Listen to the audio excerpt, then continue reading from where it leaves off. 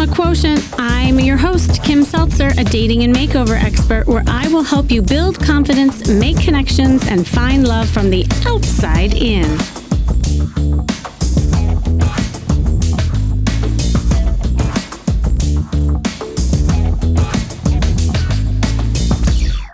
It's no secret that your mindset can impact your health, your relationships, your mood, and your mindset can also impact how you feel about dating and the subsequent actions you take and the results that you get. It's a really good idea to start out your dating process by taking time to develop a clear and appropriate dating mindset that is in alignment with where you are at when it comes to the dating continuum. I know that sounds really basic, but I can't tell you how many times I get on the phone with someone and people are really not clear with what it is that they want. And among the things to think about in forming this mindset are what you want to accomplish through dating, whether it's your goals and expectations. Are they realistic? And how are you being perceived by others? Getting clearer about these questions helps you to better negotiate the dating process. So here's the thing. If your mindset is incongruent with where you are at, then you could get into many frustrating dating situations. I had a personal journey with this. It's very common, especially after a divorce, where you think, okay, I'm going to go find my next soulmate. And that's not really where you're at or should be at. I had a client who I worked with once, and she had a different dating journey. She had no dating experience and only 2 relationships in her life. So she felt more comfortable in the relationship mode. And, flirting and courting was just horrible for her. She hired me because she wanted to find a loving and healthy relationship where her partner would provide, get this, fun, adventure, sexual chemistry, and emotional safety. And the problem was that she was going at dating as a relationship gal, right? She was giving way too much too soon, too fast. And she was not being fun and flirty. I will just say that herself. And so she was just crashing and burning in her dating experiences and not attracting fun because she wasn't fun. And instead, she was dating guys who, lo and behold, needed her. And what I mean by that, fixer-uppers, takers, you name it. Or the other thing that would happen is she would fall into the friend zone and she wouldn't find chemistry with anybody. So I told her, here's the problem. You are trying to date as if you are in the PhD program, and she was a high achiever, so she got this. And you never really went to kindergarten. You never went to dating kindergarten. So we got to go back to the playground and learn how to chase and kiss the boys and have fun. And it was only then when she got really clear of her mission. And that's when she started dating smarter and hitting her goals. And her confidence grew. And from there, she landed a great relationship that she was hoping for. But that was later on. She had to really get clear and have that dating mindset that was congruent. The other thing that can happen if you're not in the right dating mindset is that you can leak or ooze negativity, which ultimately causes you not to progress. It can create anger, frustration, or stay frozen in fear of getting hurt. So it's like, imagine that you go on a bad date and you think to yourself, oh, I'll never find anyone. Dating sucks. I'm going to be alone forever. So if you're feeling that, then you'll make yourself true. Right? Like then you are experiencing these thoughts on a frequent basis and you will feel pessimistic and negative. And as a result, you might then turn off your dating apps or decline when friends try to set you up. You might swipe through profiles and answer your potential dates with negativity and you don't even know it. And you might even have closed off body language when you're out and about. So without putting yourself, really out there, you don't have the evidence to contradict those negative beliefs, which further strengthens them, right? Like it's this self-fulfilling prophecy loop that you keep getting into. So cultivating a positive and congruent mindset when dating is crucial when it comes to attracting the right person. And with me today, I have an amazing guy. I can't wait for this discussion. He has years of experience. He's had his own journey also that he's drawn upon, like all of us, who is going to help me talk about mindset. He is a transformational coach and dating expert who has over 29 years of experience. He knows a thing or two, specializing in empowerment people through resilience, emotional intelligence, and mindset coaching. He began his journey at an early age as a meditation teacher and has continued to be a thought leader and developer of methodologies to empower people and build resilience to thrive through adversity. I love that. After enduring years of challenges himself, including trying to take his own life and seeing someone take his own life, he found a way through all of these trials and took what he learned through those experiences to show others how to discover and cultivate their inner strength.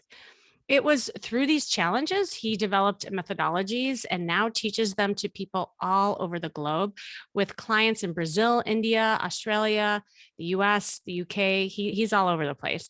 And in 2020, he won the best blog at the Asian Media Awards, following in the footsteps of some previous notable winners, including Jay Shetty.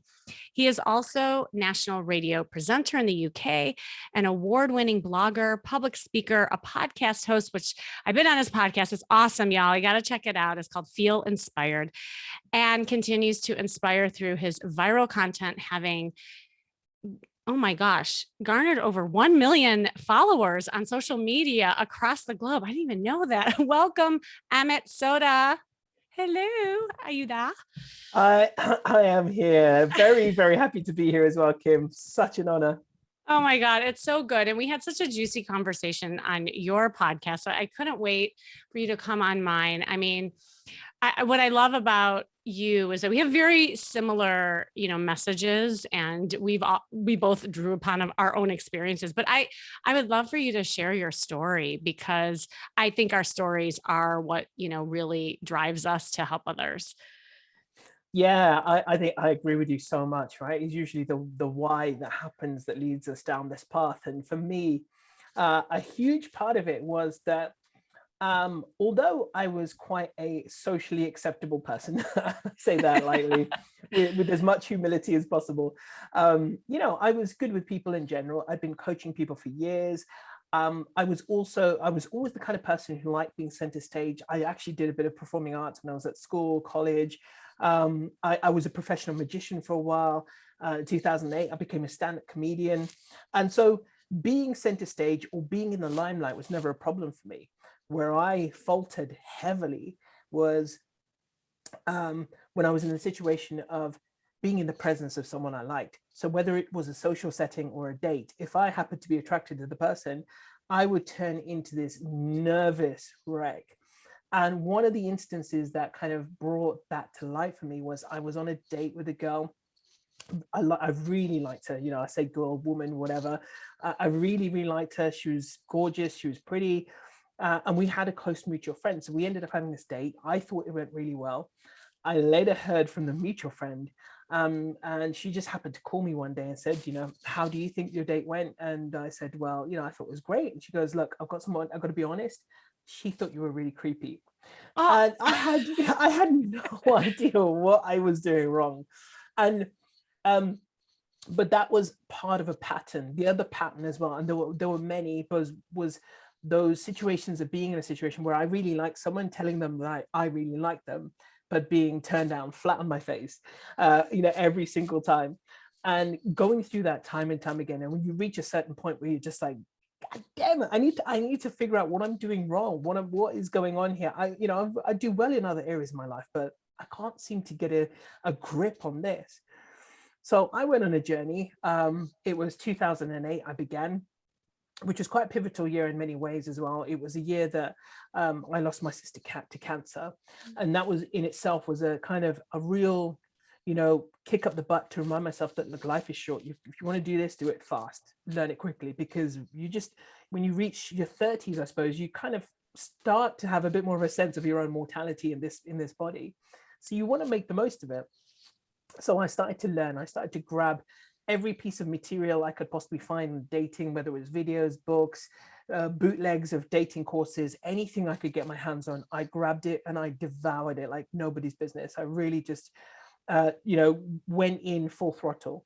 And then alongside that, I started to learn stand-up comedy because I thought, I just wanted something I always wanted to do anyway. And I thought it'd be the perfect accompaniment to learning dating and interacting and making women laugh. Because one of the big things I hated was that I would just tell a joke on a date and it would just fall on deaf ears. And I thought, what am I doing wrong? There's just So crickets. Yeah. yeah, just literally tumbleweed rolling by, and just, odd stares everywhere. And so I just was so determined to learn. So from 2008 to 2011, I went on this incredible journey. I started learning, like I said, everything I could possibly absorb on the subject. I did it. But most importantly, I wasn't just taking the theoretical. I actually went on about 300 dates in that 3-year period. So just to qualify as well, because everyone does ask this question. So I counted 2 speed dating events with about approximately 30 people in that as well, 30 ladies, that is, in that tally, but actually there was more. So during that time, I literally got out there and dated as much as I possibly could. And when you were in a situation where you can't get any dates to suddenly getting dates, a lot of people ask, okay, how did that happen? Well, it happened by me making that decision that I don't give a damn about being rejected anymore. I'll be rejected as many times as I can until I start getting accepted, or getting people who are like interested in me or say yes. And that's exactly what happened. I don't even know, I lost count of how many times I got rejected, but it was a fair few.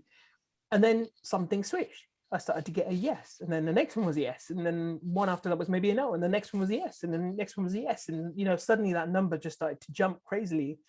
And what changed was just practice, a skill, learning, absorbing, and putting it into effect, right? Putting it into practice, and genuinely applying knowledge is wisdom, right? To me, that's what it is.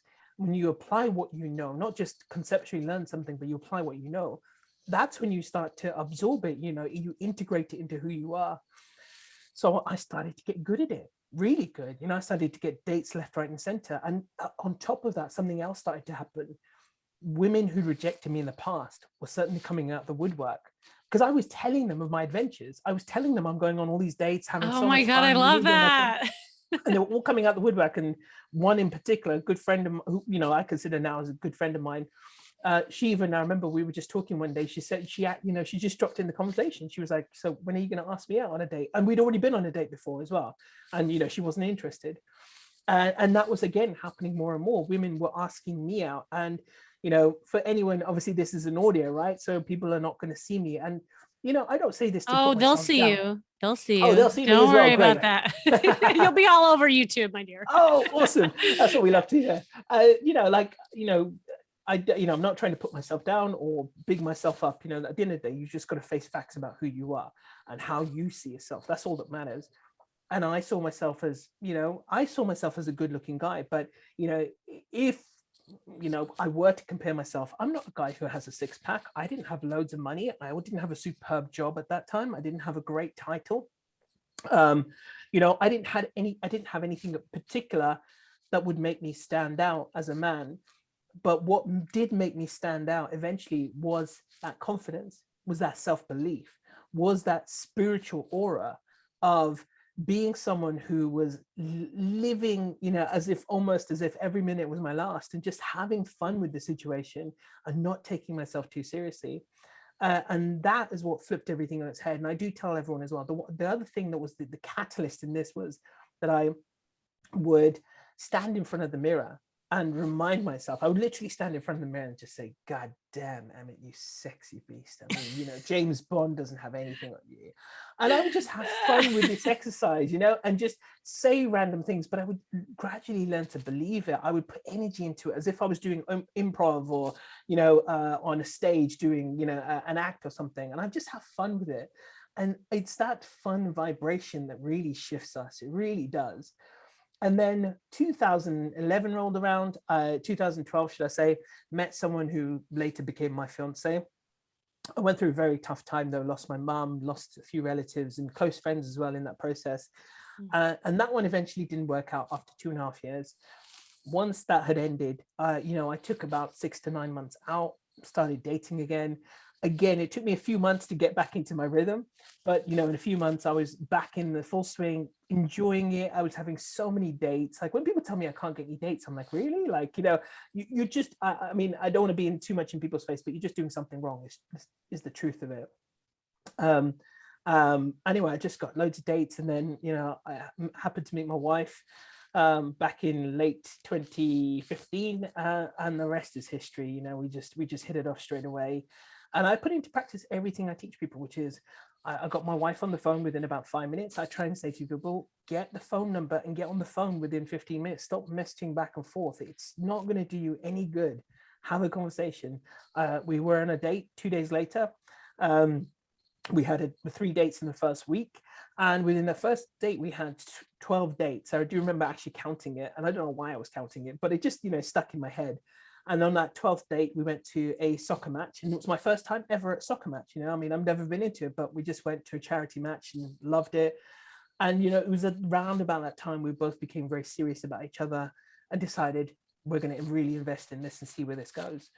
But it all came down to a few things: making a decision, making that choice, that power of choice to actually look, I'm not good at this, but I believe I can learn. I Mm. believe it's a learned skill. Like comedy, when I was learning Yes. comedy, I realized it's a learned skill. Timing is not necessarily anything that's natural. You've got to learn it. And whatever you learn, you've got to apply. And if you can have fun in that process, then everything begins to change. That's when the tables will turn in your favor. Absolutely and 100%. I love everything that you just said in your story. I think we need to do an improv class together for everybody. I love with, that. with my Absolutely. background and your background. Oh my God. Okay. So, a couple highlights of what you just said. And I am such a big believer in the putting into practice what you learn, because, you listening, you might be listening, and please keep listening to the podcast, but you might be viewing a lot of videos online or studying a lot of things, and that's a great like first step to awareness and that desire to learn. But at what point do you get out of the passenger seat and put yourself into the driver's seat and drive and actually like accelerate and put yourself into that action piece? Because you're right, it's only then that you really start experiencing something, which is the evidence against of what you're fearing. And when you increase that positive experience, it increases your confidence. So it is so powerful. And since we're talking about mindset, I'd love to hear a little bit. I mean, through your story, I can imagine there was a shift in your mindset as well. Like what was your mindset before when things just weren't working? And when you pivoted it, like what kind of switched? Because I know you do a lot of work on mindset. Yeah, absolutely. Great question as well. Isn't it interesting? I'm just going to add something in before I talk about the mindset element. Isn't it interesting? I did a video about this on TikTok, and I said to everyone, isn't it fascinating how social media works very much like the law of attraction? That if you see one particular video where you have someone who's a bit bitter and they're cursing the ex, and all men are like this or all women are like this, and you happen to like that video, guess what? You're going to see more of that content in your feed. Oh The my more you God, like so those content, true. yeah, and you're going to see more of that content. And if you and then what's happening? The reinforcement is beginning. You're seeing more and more of it. Yeah, dating apps are rubbish. All men are like this, or women are like this, or people are like this, and all the rest of it starts reinforcing all of this stuff in your head. And so, if you want to get out of that, you've got to actually go in and search for the content that's going to help you, and make sure you start liking some of that. This is the intentional bit. And when you start liking that, you're going to start seeing more of that in your feed. And the law of attraction works in exactly the same way. So for me, the big mindset thing was, I don't know about you, and I bet you that more people have this than admit it, that I got to a phase where I started to think, maybe this is just my destiny. Maybe I'm just Oh, supposed to be yes. single. Maybe I'm supposed to, never meet someone. Maybe I'm one of these special people who's just going to be there for everyone else, but I don't deserve anything in my life, right? I had all these weird, silly beliefs, stacked in my head. And you know and these are the things, right? This is the whole element of mindset. These are just stories, these are just thoughts we're repeating, this is just patterns of behavior. And until we consciously make a choice to actually do something to change it, or change those beliefs, or just decide to keep an open mind. You don't have to necessarily change it overnight, but you can keep an open mind to think, actually, maybe that's not right. Maybe, you know what, maybe I'm just saying that to myself so I feel a little bit better, but maybe that's not the truth of it at all. We all know, everyone knows this, it's just a silly analogy, but if you want to improve your body, you need to go to the gym, and it needs to be something you do regularly, consistently, and over a long period of time, and you're going to see the benefits much further down the line. It's never going to be an overnight thing. You're not going to go to the gym and see six-pack abs the next day. You're going to see that after 5 years of consistent effort, or 2 years maybe, who knows, depending on how much effort you put in. And this is no exception. It's the same rule, same principle.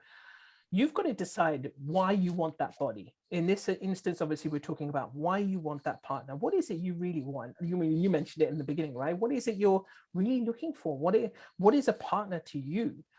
And I was just thinking about this a few little while ago, and I was going to do another video on this as well, talking about how many people actually think about what they want, but are you willing to also deliver on all of those things you want? Are you looking for in a partner? You've got to ask yourself that question very seriously. So it is a process of that self-discovery as well. Not only what do you want, but what are you bringing to the table? Who are you really? What have you got to offer? And don't ask this from a point of view of self-criticism. Ask yourself genuinely, like, who are you? What do you have to bring to the table? I'm a bit silly, quirky. I'm a bit of a nutcase. I, I have, me and my wife have. I tell you what, if there was a fly on the wall listening to my wife and I in conversations, we would probably be sectioned a very long time ago. we just have the most bizarre sense of humor, right? If anyone saw it, they would just be like, "You two really need help," but that's okay. That's just us. That's who we are. And we discovered that about each other very early in the relationship, and because we were very comfortable about who we were. And a lot of people expect to find themselves in a relationship, but actually the reverse is true. You got to find yourself first, and then the relationship will work around that, and your partner will work around that. And so, back to mindset. So you've got to remember, these things that you think are the reasons are just stories, fabrications, things you've made up, but they are not true. They are not true. I don't care what your spiritual beliefs are. I don't care what your religious beliefs are. I'm sorry, but you need to understand they're not true. I'm living proof, and I've seen other people be living proof of this as well. So when you get that idea out of your head, when you change, just accept it, that there could be an alternate truth, then suddenly you open yourself up to thinking, okay, so what is that alternate truth? What could it be? Maybe it was me. Maybe I need to just look at who I am being in relationship to finding a relationship. What is it I'm doing? What am I putting out there? Why am I making myself so nervous? Like, why do I need to feel so nervous? What expectations am I placing on myself that I feel this way? And just asking yourself some of these fundamental questions. It all begins with the questions and the whys, and then you'll start to understand what you're doing, why you're doing it, and what you really want. And then that's gonna really flip it on its head. I say to everyone, whenever they come to my dating workshop, I do say, look, you've come here not to be a dating expert or dating coach. Maybe one or two of you have, I don't know, that's fine, it's great. But all I say to you is, if you can take even just 2 or 3 simple principles and take them away and apply them, really just one, focus on it, whether it's completely overhauling your profile and making regular edits, whether it's getting used to rejection and not being afraid of it, whether it's it could be absolutely any one of the fundamental principles of this, and just take one and run with it. You will be 100 times further than you are now. But you just got to take at least one, make that choice to do it, follow it through, make a discipline of it, reminders, do whatever it takes. There's so many ways you can do it, but follow it through. And that's, we talked on our podcast about the whole inside out, outside in. So this is the inside out element. And the other way is, of course, the outside in, by, using what I mentioned earlier, the mirror exercise, or, just starting to see yourself differently, all of this will begin to transfer this noggin of yours, this mindset, and you will start to get different results. But it's just going to take one or two things to get that in motion. Yeah. Oh, it's so good. So that exercise that you talked about, I'm 007 and I'm Yeah. sexy.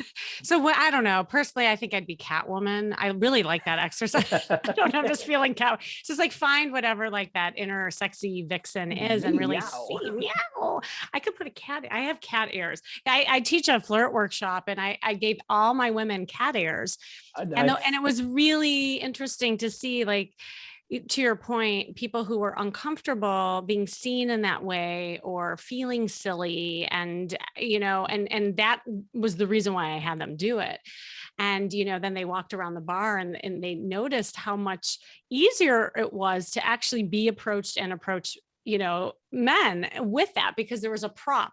So like to your point, whether it's looking in the mirror or dressing a certain way, that's why Halloween is so awesome. Like you see these shy girls become vixens in their costume, and there is there is a science to that. Like this isn't just like airy fairy stuff. I mean, there's a lot of research that says when you put yourself into motion or you wear certain things, it changes your performance. And then that gives you that feedback that ultimately helps you, feel more confident. It's exactly what you were talking about.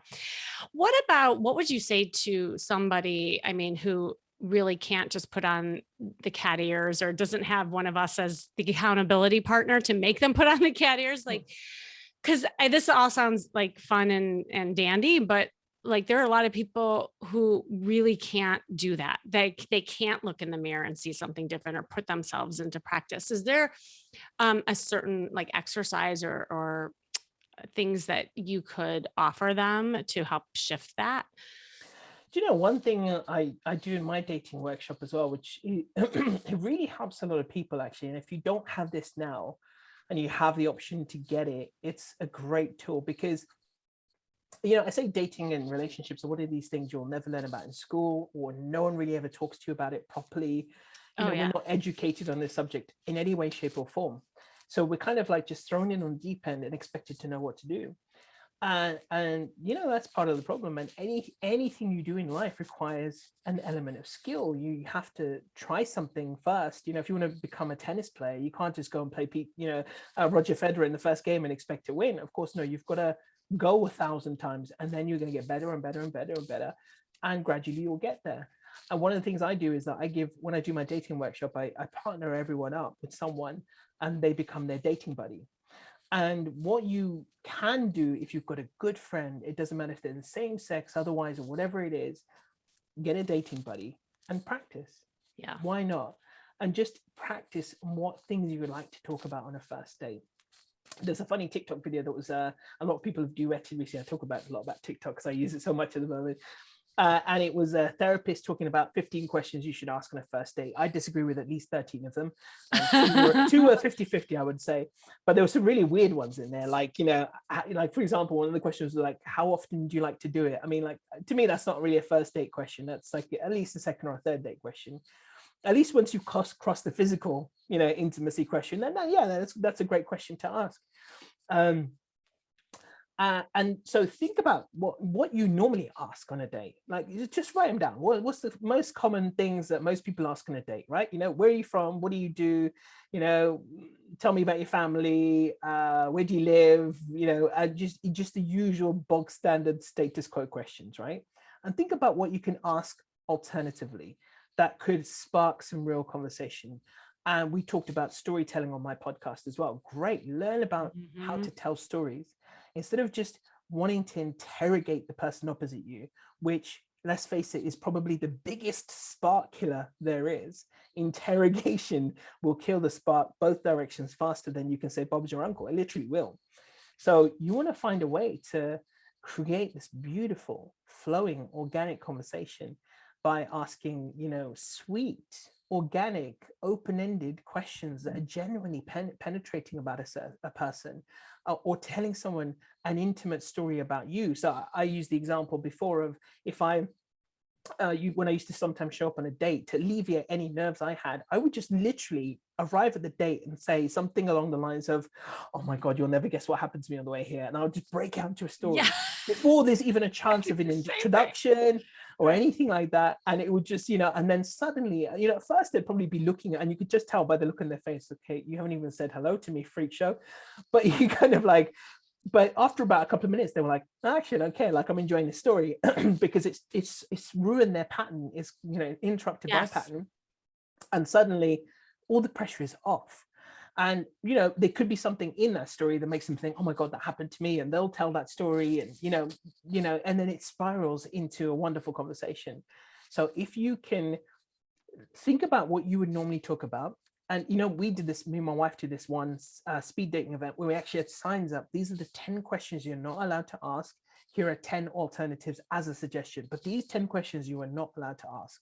So you really have to think outside the box and think about, what are you going to do when you get on a date to get to know people differently? Change it. If you're getting the same results over and over, try something different. What are you going to do to relax yourself? What are you going to do to try and get yourself into a fun state? Tony Robbins obviously talks a lot about state, and he Yeah. cites this recent survey that even standing in a superhero Wonder Woman pose for 20 seconds increases your testosterone, and is it's so powerful for you. It changes the way you feel. Your entire feeling of being, it changes. So think about how you're going to be when you get there. How are you going to stand? How are you going to greet the person? I always had a standard greeting, which was definitely, I would go in, give them a nice kiss on the cheek, and just make them feel as warm and welcome as possible, and then break out into that story or whatever.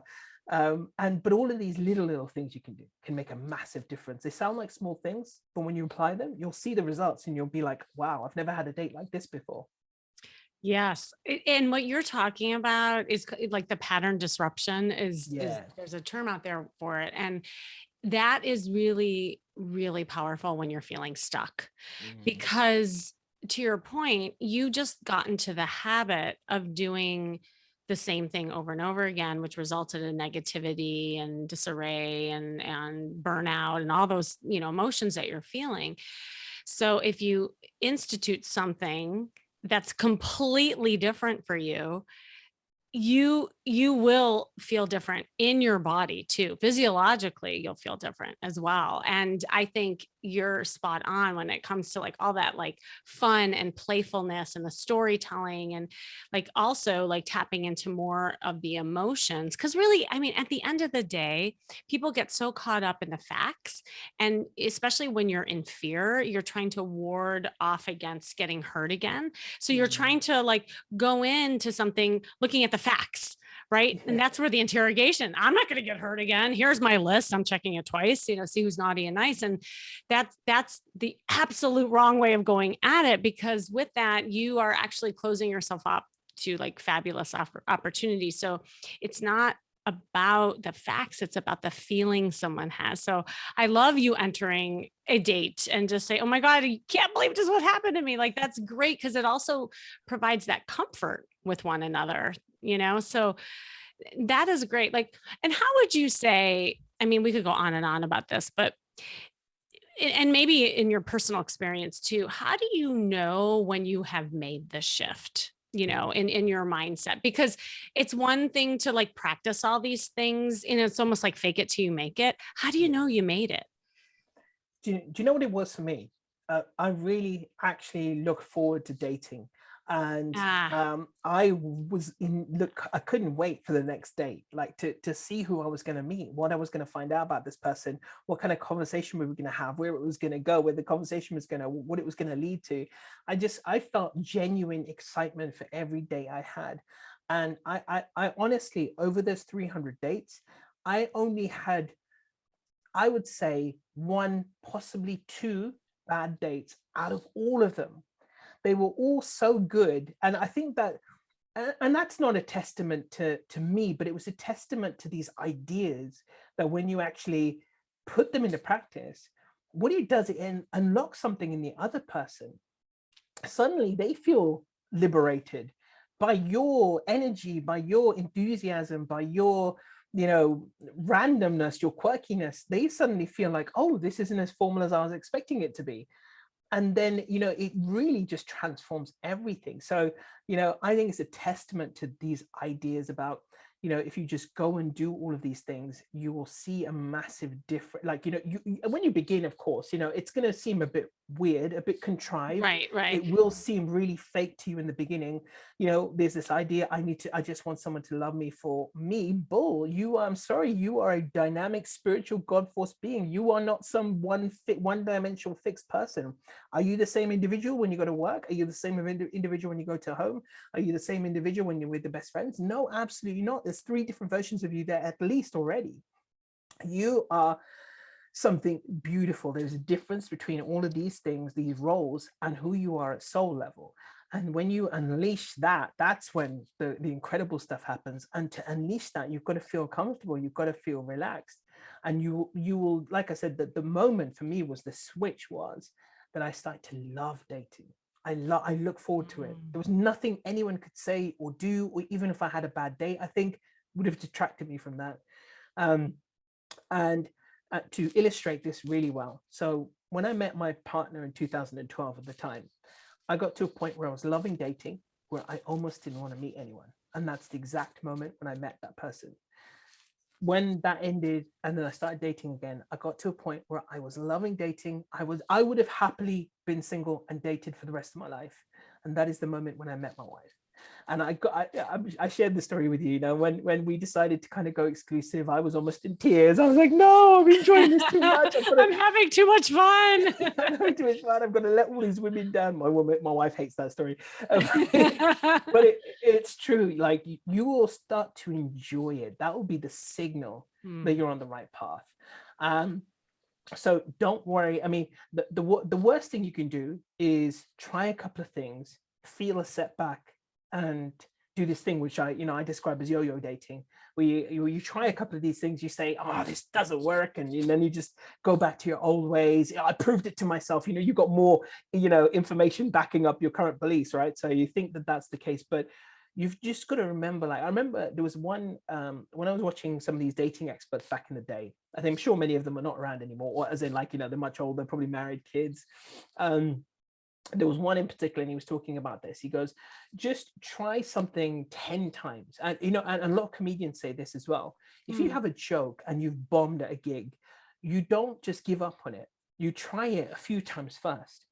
And Yeah. if after 3 or 4 times, even up to 10 times, it doesn't work, that's when you go back to the drawing board and think, okay, right, it definitely needs work. That's not working. I can tweak it, or I can just get rid of it. That's okay, but don't just do that thing where you try once or twice and think, oh, this doesn't work, which is what most people do. They just throw it out after a couple of attempts and that's it, game over. You've got to be willing to fail a few times at least for it to go completely, completely badly wrong. And it will, and it's okay. It's going to happen. Please accept that as part of this journey. And once you've gone past that phase is when things will start to pick up.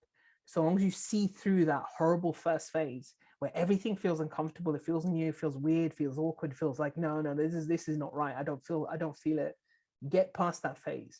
You'll be so glad that you did.